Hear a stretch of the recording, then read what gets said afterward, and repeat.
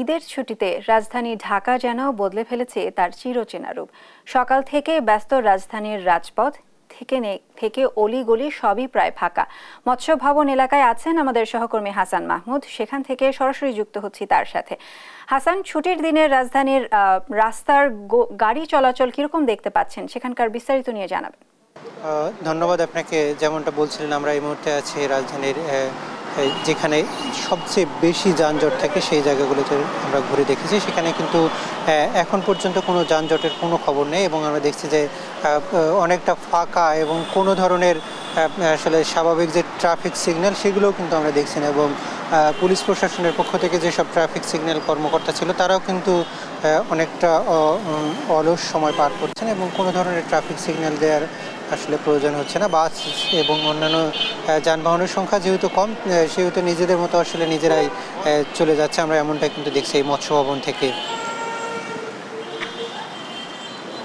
এর আগে আমরা বিভিন্ন জায়গায় ঢাকা শহরের বিভিন্ন সড়ক, বিভিন্ন পয়েন্ট আমরা ঘুরে দেখেছি, সেগুলোও তো কিন্তু অনেকটা একই রকম চিত্র ছিল এবং কোনো ধরনের আসলে যানজট নেই এবং এটিকে আসলে অনেকটা উপভোগ করছেন রাজধানীবাসী। আমরা দেখছিলাম যে বিভিন্ন জন আসলে ব্যক্তিগত যানবাহন, বিশেষ করে মোটর বাইক এবং রিক্সা সহ অন্যান্য যানবাহনে চড়ে আসলে এই যে ফাঁকা ঢাকা শহরকে আসলে উপভোগ করছেন এবং যেসব গণপরিবহন রাস্তায় চলছে সেগুলোতে কিন্তু যাত্রীর সংখ্যা নেই বললেই চলে এবং খুব কম সংখ্যক যাত্রী নিয়েও কিন্তু সেগুলো চলছে এবং এটি কিন্তু রাজধানীতে খুব বেশি আসলে চোখে পড়ে না।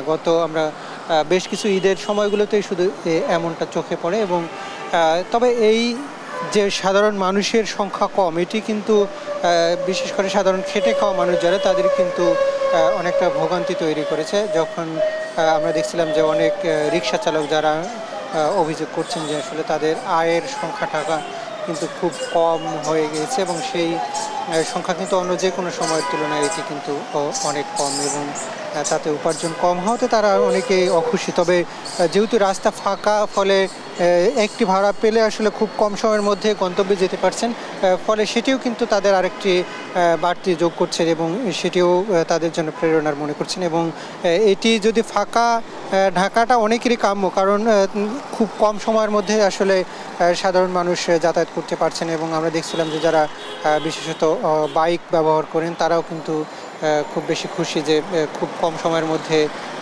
ঢাকা শহরে চলাফেরা করে যাচ্ছে। যারা যেসব জায়গা আসলে কয়েক ঘন্টা অপেক্ষা করতে হতো, সেই সব সিগন্যালে কিন্তু কোনো ধরনের অপেক্ষা ছাড়াই তারা পার হচ্ছেন, এমনটাই কিন্তু আমরা এখানে দেখতে পাচ্ছি। তবে সেটি আমরা দেখছিলাম যে আইনশৃঙ্খলা রক্ষাকারী বাহিনীর সদস্যরাও কিন্তু এখানে তৎপর রয়েছে। বিভিন্ন জায়গায় টহল পুলিশ তারা কিন্তু টহল দিচ্ছে, একই সাথে র্যাব এবং বিজিবির সদস্যরাও কিন্তু টহল দিচ্ছেন যাতে কোনো ধরনের অপ্রীতিকর পরিস্থিতি ঢাকা শহরে তৈরি না হয় সেটির জন্য। এবং যেহেতু যানবাহনের সংখ্যা কম, খুব দ্রুত গতিতে কিন্তু বাস সহ অন্যান্য যানবাহনগুলো যাচ্ছে, ফলে সাধারণ মানুষ আসলে আশঙ্কা করছেন যে বিভিন্ন সময় এটি দুর্ঘটনার একটি বড় কারণ হতে পারে। আমরা গতকালকে দেখেছিলাম যে ট্রাফিক বিভাগের পক্ষ থেকে বলা হচ্ছিল যে এই ফাঁকা ঢাকায় যেন খুব বেশি দ্রুত গতিতে গাড়ি না চালায়। আমরা দেখি একজন সিএনজি চালকের সাথে একটু কথা বলবো, চেষ্টা করব। এই ঢাকা শহরে তো এখন ফাঁকা, কেমন গাড়ি চালাচ্ছেন এবং ইনকাম কি? আরামে লাগে, খুবই ভালোই লাগে। এর লাগা কোনো জাম নাই, যাত্রা নাই, কিচ্ছু নাই। এইভাবে যদি সারা বছর ধরে থাকে তাহলে অনেকটা শান্তি। যদি টাকা 2-1 টাকা ভাড়া কম হয় তারপরেও ভালো। মহাজনরা তো মনে করেন অতিরিক্ত জমা নেই, জমা কোনো ছাড় নাই। একদিন দিছে ফিরি, আজকে নিব জমাটা কর না 1200 টাকা, 1 টাকা কম নাই কা। এমনি বাংলাদেশটা নষ্ট হয়ে যেতেছে গা। মানুষ এইভাবে চলতে গেলে অনেকটা কষ্ট। মানুষ এবারকার বছরে পারে নাই কা ঠিক মতো ঈদ করতে। সিএনজি আলাগো মতো অভাবের মতো কেউ নাই। এই মিশুকের দুনিয়াটা দিছে মাইরা।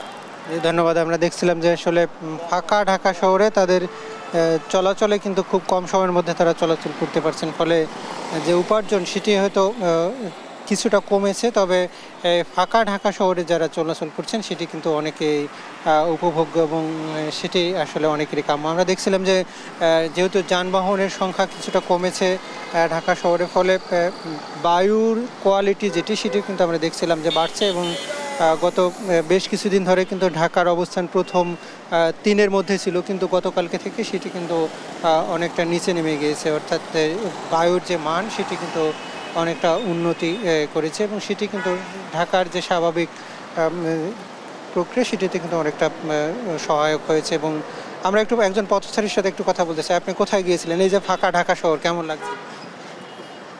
হ্যাঁ, মোটামুটি ভালো লাগতেছে।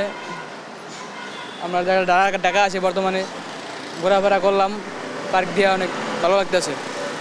কোনো নিরাপত্তার সংখ্যা দেখছেন কিনা? হ্যাঁ, অবশ্যই নিরাপত্তা আছে, যানজটের ভিড় কম আছে, সব মিলে পরিবেশটা ভালো আছে। Thank you. আমরা একজন পথচারীর সাথে কথা বলছিলাম। আসলে যেহেতু যানবাহনের সংখ্যা অনেকটাই কম, ফলে মানুষ কিন্তু অনেকটা নির্বিঘ্নে চলছে এবং এই যে সব সিগন্যালে ঘন্টার পর ঘন্টা অপেক্ষা করতে হতো সেটি কিন্তু এখন আর করতে হচ্ছে না। সবাই কিন্তু অনেকটা খুব কম সময়ের মধ্যে সেই সব সিগন্যাল পার হচ্ছে এবং গন্তব্যে যাচ্ছে। এটি কিন্তু রাজধানীবাসীর জন্য অনেকটা প্রত্যাশিত এবং প্রতি ঈদে আসলে এই এমন চিত্রই আসলে দেখা যায় এবং সেটি কিন্তু অনেকেই সেটি উপভোগ করেন। তো এই ছিল আমার কাছে রাজধানীর মৎস্য ভবন এলাকা থেকে সবশেষ পরিস্থিতি।